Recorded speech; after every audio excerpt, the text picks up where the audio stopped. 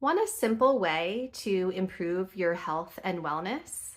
Today, we're going to talk about something that you can do anywhere, anytime, and it's free. It's nasal breathing. And it's the third in my series of the favorite lessons that I have from James Nestor's book, Breath. You might be wondering, do we really need a lesson on how to breathe through our nose? But yeah, a lot of us do. We've become mouth breathers over the years and centuries as we have processed food, cooked it so it's softer, and started eating more processed foods. And many of us have started become mouth breathers, and it's impacting our health and our wellness. And so let's talk about what that means to become a mouth breather. And for many, you might be wondering, like, well, what's the problem with breathing through our mouth? We're designed to do that, right? But really, we're designed to breathe through our nose. It's the best way. And those who are mouth breathers have suffered detriments to blood pressure. Sometimes it can affect like brain cells, the functioning of certain brain regions involved in like ADHD. People who are mouth breathers tend to have poor dental health. It can cause snoring and sleep apnea, which comes with a whole host of other health issues. And when we don't breathe through our nose on a regular basis, it can weaken the nasal structures, making it harder for us to breathe through our nose in the future. So let's say you're sufficiently frightened away from mouth breathing. What's the big deal about nasal breathing? Well, what's good about it is that even if we've been a mouth breather, we tend to breathe through our mouth, we can start to train ourselves to breathe through our nose. And as we do it, we will improve the structures that might have suffered or deteriorated from being a mouth breather. It's sort of like a use it or lose it.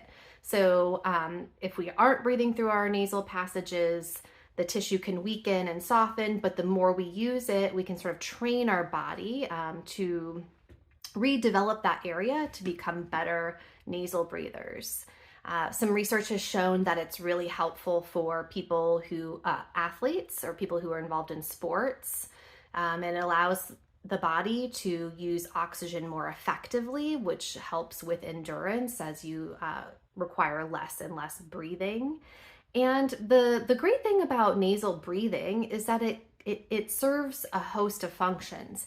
It cleans the air, so it filters out debris and bacteria and germs. It warms up the air, and it also moistens the air. So we can more readily use it and become more efficient at breathing when we do it through our nose. So you might be wondering, like, okay, great. You sold me on mouth breathing being bad, nasal breathing being good. How do I do this? And I would recommend simply becoming more aware of your breath. You might set aside 5 minutes a day to simply focus on nasal breathing, just to practice. It's rebuilding those nasal structures and strength. So maybe like driving in the car, you say for the next 5 minutes, I'm going to simply breathe through my nose and focus on that. One thing that I've done is I try and do it when I'm doing cardio, and I can't do it for very long because it's harder. But I'll set aside 5 minutes while I'm riding the bike and say, I'm simply going to practice breathing through my nose. And I've become better and better at that. So you can set aside just a 5-minute practice a day to just become more aware. And what that does is it makes you more aware throughout the rest of the day. And so I've done this personally. And what happens is I've started to notice that on certain times of the day, if I'm rushing around and I'm stressed and I'm thinking about the 10 things I have to do and I'm stuck in my head, I'll pause for a minute, and every time I'm breathing through my mouth. It's like I'm huffing and puffing, this shallow, short breathing, and I simply close my mouth and take a few deep, slow breaths through my nose. It's like a hard reset for me. It gets me out of my head, down into my body, into the present moment, allows me to stop rushing and to be here now. So I found it really helpful, and that has come from simply just practicing, having a set few minutes a day. It then plants the seed so you're more aware throughout the rest of the day.